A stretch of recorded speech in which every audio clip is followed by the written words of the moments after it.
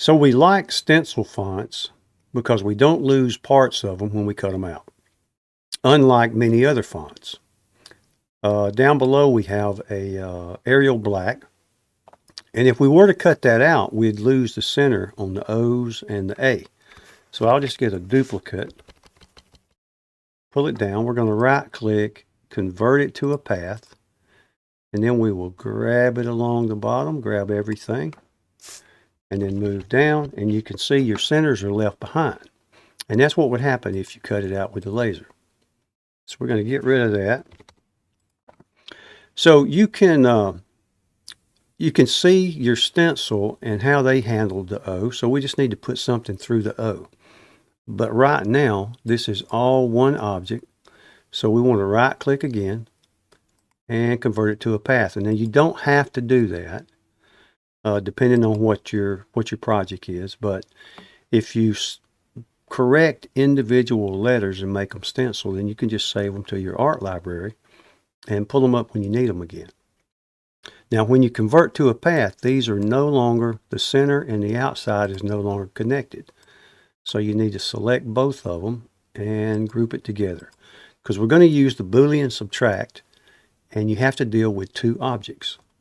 So let's grab a square and just draw us out a rectangle, and all we need to do is go right through it, just like in the example up here. So click the selector tool, hold the Alt key, and center that on the O. And then you just select the object that you're subtracting from, shift and select what you're subtracting. And then you can go over and just hit subtract, and now your O is fixed. And this one, you could just move it out of the way, delete it, duplicate this one with Control D, and just move it over. Just like that. Now for the A, let's get another small rectangle. I should have just saved one, but so remember, you can scroll in and out with your mouse wheel. You can push down and move the entire canvas around. So we want to take this and we want to fix that A. So you could go all the way through if you wanted to and just cut it down the middle. Matter of fact, we'll do it two different ways and see how it looks. I'm just going to duplicate that one and bring it down and over out of the way. And we'll do it a different way. Now remember, these are not connected since we converted to a path. So you got to connect the center to the outer edge just by grouping. So just group them back together. Then we can probably make this a little smaller. Just whatever's proportionate to the letter that you're trying to correct. So you could go all the way through. Touch that Alt key to be sure. And then select your letter. Matter of fact, I'm going to get a copy of this so I just don't have to make another one. And we'll use it on the next one. Select your A, shift, and select your line. And then subtract, and there you are right down the center, and that would work fine. Or you could just leave it, that center piece, hanging by not going all the way through and doing it like that. Select your A, shift, and select, and then there you go. You could do it that way, and then it would hang on and kind of be suspended out there in the center of the A. Some of the tougher ones are cursive letters. So let me grab one of those. Get the selector tool, the text tool.